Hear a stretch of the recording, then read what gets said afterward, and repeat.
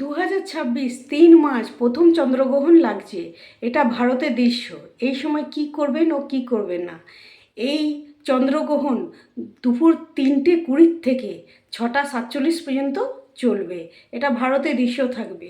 সেই জন্য এই সময় ভগবানকে স্পর্শ একদম করবে না। এই সময় যতটা পারবেন ভগবানের নামগান করবেন, এতে খুব পুণ্য লাভ হয়। এই সময় কোনো রান্নাবান্না বা কোনো খাওয়া দাওয়া একদম চলবে না।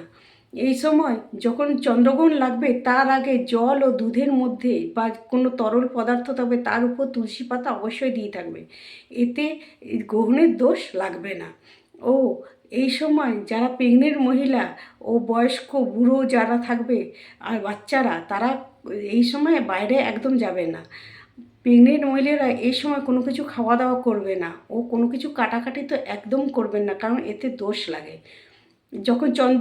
যখন শেষ হয়ে যাবে তখন পুরো ঘর মুছে নিয়ে গঙ্গার জল ছিটিয়ে দিবে ও স্নান করে গঙ্গার জল ছিটাবে।